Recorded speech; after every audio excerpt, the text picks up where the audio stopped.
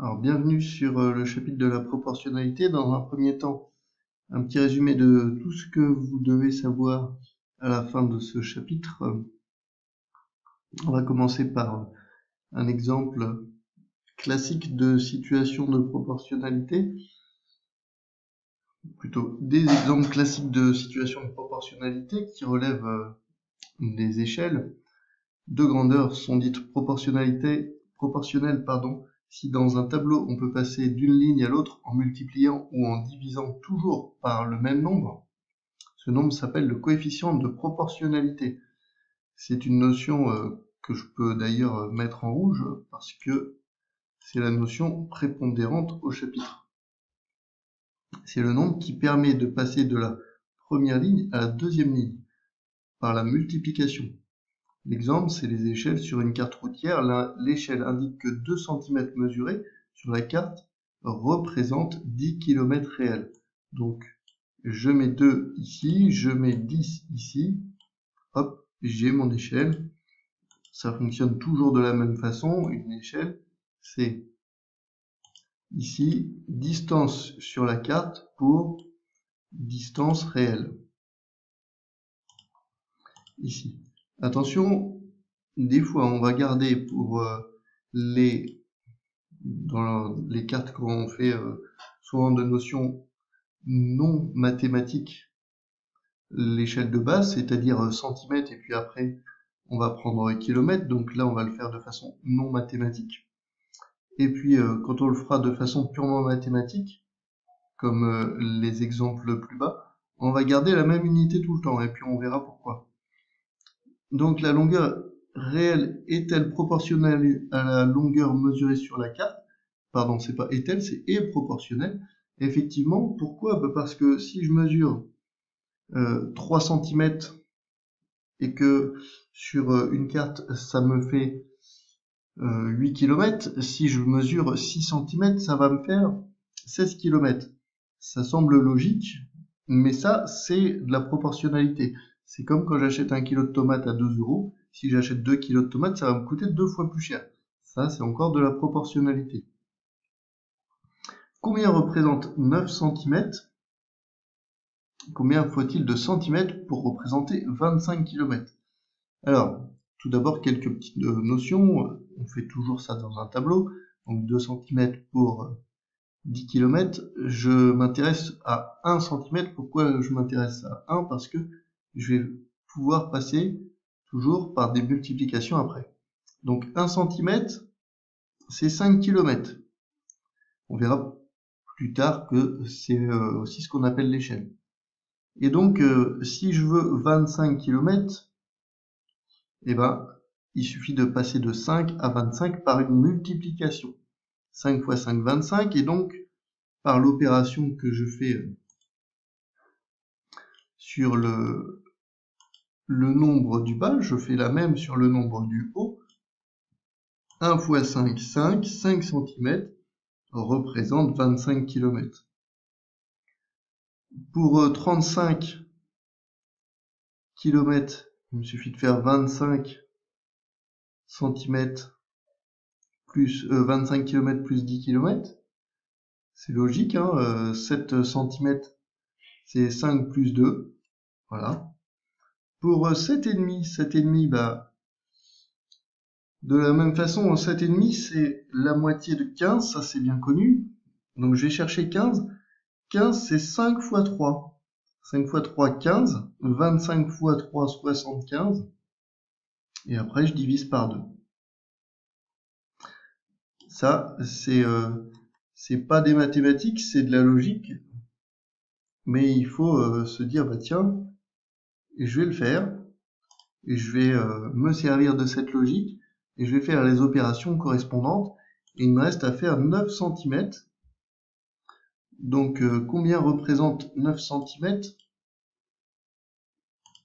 Alors, 9 cm, je remets tout bien aligné.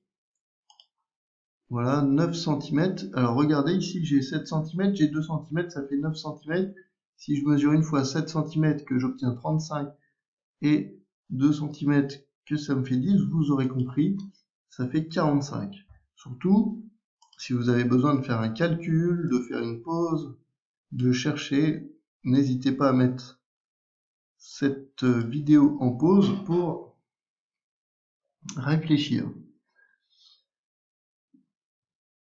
Voici un extrait d'un plan de Paris. Ici, donc, on a l'Arc de Triomphe, la station Franklin Roosevelt. On sait que une unité correspond à 30 000 unités sur le plan. Alors, 1 mm correspond à 30 000 mm dans la réalité, 1 cm correspond à 30 000 cm dans la réalité, 1 mètre correspond à 30 000 mètres dans la réalité, 1 km sur le plan mesuré, même chose correspond à 30 000 km mesurés dans la réalité. Ce qui nous intéresse, c'est plus des centimètres, c'est ce que j'ai mis là. Et donc, ici, des centimètres également. Donc, moi, j'ai pas votre livre, je peux pas le retranscrire tel quel à l'échelle. Et du coup, vous allez mesurer. Et par exemple, je vais prendre un exemple tout bête, c'est que si je mesure 3 cm sur l'écran ici, en mesurant de là à là, et bien ici en bas, je fais 3 fois 30 000, ça me fait 90 000. Et 90 000, c'est 0,9. 0,9 quoi? Faut que je me pose la question kilomètres. Et ça fait 900 mètres. Voilà comment on résout la question 1. À vous de trouver, du coup, la bonne unité et la bonne mesure, surtout, entre l'Arc de Triomphe et la station Franklin Roosevelt. Alors maintenant, calculer la distance entre les deux lieux, Arc de Triomphe et le musée du Louvre, qui n'apparaît pas sur le plan. On nous dit qu'il y a 3,45 km. Je convertis en centimètres. Je connais mon tableau, hein. Kilomètres, hectomètres, décamètres, mètres, décimètres, centimètres, donc 345 000 cm. Et je divise, pour remonter le tableau, par 30 000. Alors pourquoi je divise? Parce que ici on m'a dit, on peut passer d'une ligne à l'autre en multipliant ou en divisant toujours par le même nombre. Ce nombre s'appelle le coefficient de proportionnalité. Si pour passer de la première à la deuxième, je multiplie, pour passer de la deuxième à la première, je divise. Donc je divise par 30 000. 345 000 divisé par 30 000, ça fait 11,5. Donc deuxième exercice. Voici une partie d'une carte de Guyane. Saint-Laurent-de-Maroni, Cayenne, Grand Sentier. On veut faire le triangle à l'échelle tel que 10 cm représente ces 200 km. 200 km, la même chose, hein, j'utilise la conversion. 200 km, c'est 20 millions de centimètres. Grand Sentier, 24 millions de centimètres. Et Grand Sentier Saint-Laurent-de-Maroni, c'est 14 millions de centimètres. Donc je calcule le coefficient de proportionnalité. Pour passer de la première ligne à la deuxième ligne, il y a un coefficient de proportionnalité de 2 millions. Et puis pour trouver mes longueurs que je vais faire sur le papier blanc, je vais faire 10 ici, donc c'est ce qui m'est demandé. Et là je divise par 2 millions, ça me donne 12. Et là je divise par 2 millions, ça me donne 7. En centimètres, bien sûr. Alors, quelques remarques.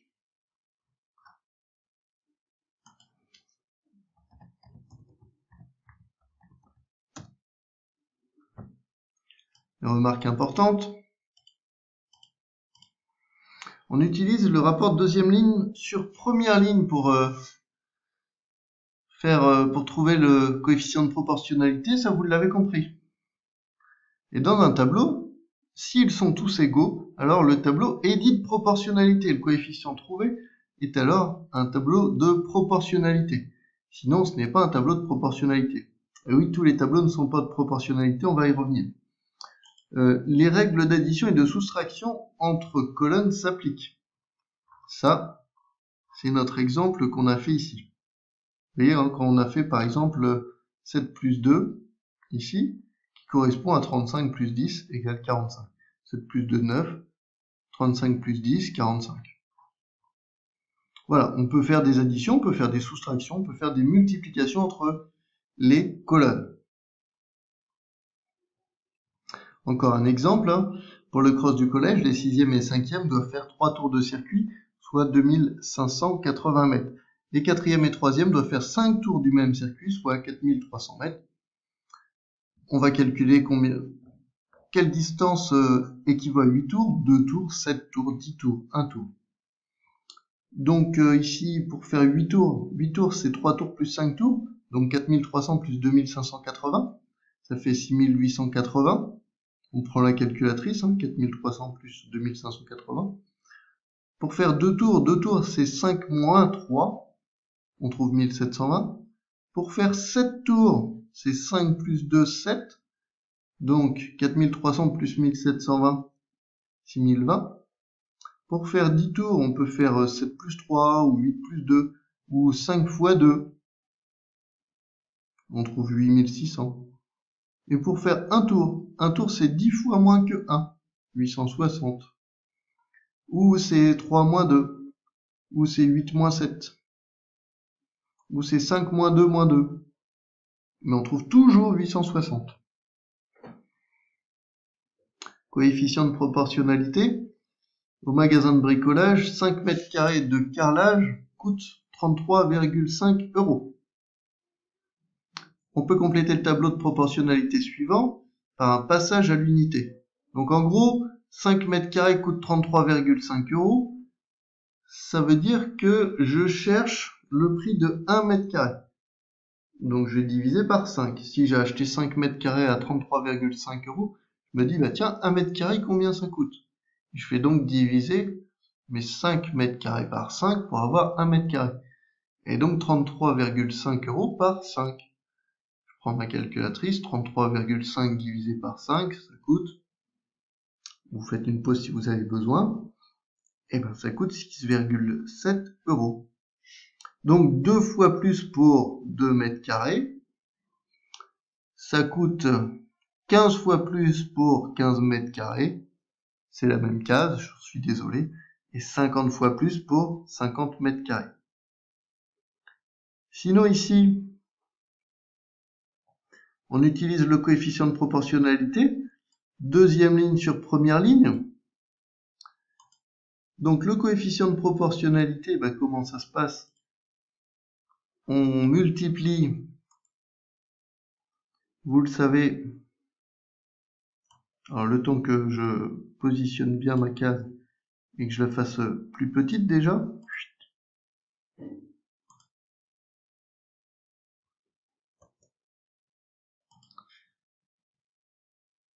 Mais il y a un petit problème, voilà, fois donc 6,7.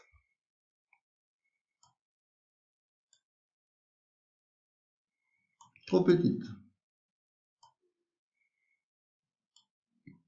Voilà. C'est mieux. C'est pas très esthétique, mais on s'en contentera.